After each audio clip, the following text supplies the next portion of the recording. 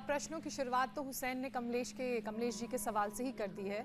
अब शुबान के सवाल को शामिल कर लेते हैं। अपनी पत्नी के लिए पूछ रहे हैं शुबान। उनकी पत्नी को किडनी में गांठ हो गई है, हेमोग्लोबिन लेवल भी 8 है और खाने में वो क्या खा सकती हैं जिनसे ये समस्याएं दूर हो जाएं और हेमोग्लोबिन का लेवल भी बढ़ जाए? तो ये हीमोग्लोबिन का लेवल आपने शुभांग के लिए ने अपने परिवार के लिए पूछा है, तो ऐसे ही जिस किसी का भी हीमोग्लोबिन लेवल डाउन हो उनको वीटाग्रास, एलोवेरा, अनार, गाजर, चुकंदर, अब तो आंवला भी आ रखा है, पालक है, बथुआ है, मेथी है, जितनी भी हरी सब्जियां हैं। ये बथुआ तो एकदम से जितनी भी हरी घास है, खाली लोग वीटाग्रास को ही मानते हैं, ऐसा नहीं।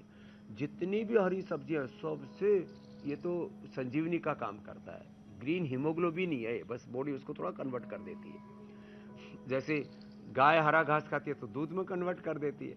मनुष्य की बॉडी, अब आदमी का शरीर जो है वो तो उसमें तो दूध बनता नहीं, तो उसमें खून बन जाता है।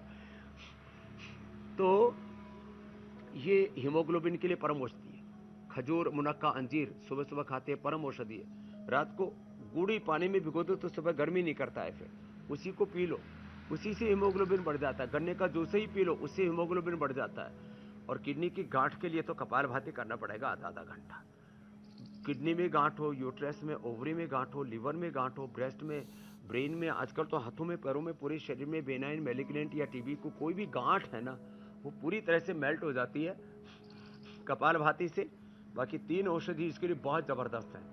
कैंसरस गांठ हो, कैंसरस ट्यूमर हो, मैलिग्नेंट ट्यूमर हो तो सिस्टोग्रिड डायमंड, सिंपल हो तो सिस्टोग्रिड, और काचनार गुगुल का काचनार घनवटी या वृद्धि बाधिका वटी तो परम औषधियाँ हैं। और गर्म पानी पिए, 1 से 2 महीने के अंदर ही पूरी गांठ डिजोल्व हो जाती है। ये हजारों लाखों लोगों पर मेरा अनुभव है। स्वामी जी, अगला सवाल 15 साल के अरहान का है।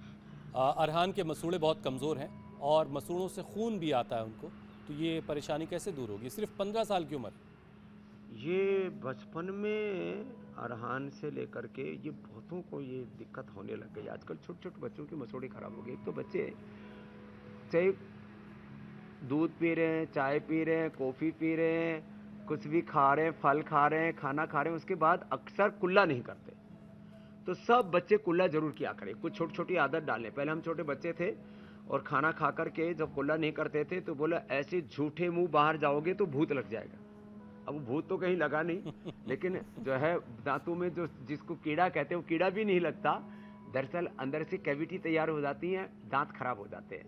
तो बच्चों को आदत डालिए कि कुछ भी खाएं, एक तो बार बार ना खाएं।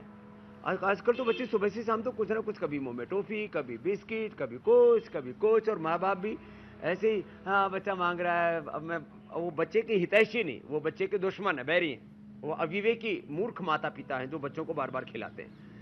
तो बच्चों को, बड़े बच्चों को 3 बार, छोटे बच्चों को 5 बार खिलाइए, उसके बाद तुरंत उनको कुल्ला कराइए, ऐसी आदत डालिए उनको।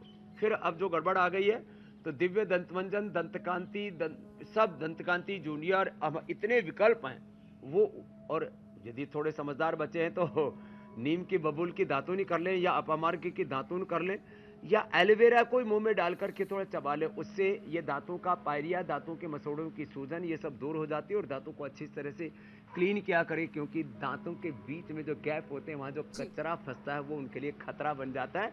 बाकी ये नाखून के जो टॉप पर है ना, हार्ड सरफेस के ऊपर ऐसे हाथों को ऐसे ऐसे कर लें, इससे तुरंत फायदा हो जाता है। मसोड़ों की सूजन खत्म हो जाती है, और किसी को मर में पायरिया हो तो वो भी खत्म हो जाता है। तो ये भी उपाय कर लिया करें। बचपन में मेरी मम्मी सरसों के तेल और नमक की मालिश दांतों को करवाती थी, तो वो भी क्या इसी परेशानी के लिए है? सरसों का तेल, नमक और हल्दी मिला करके, और उसमें शायद चारकोल, कोयला और मिला दे तो वो तो सबसे अच्छा घरेलू उपाय है।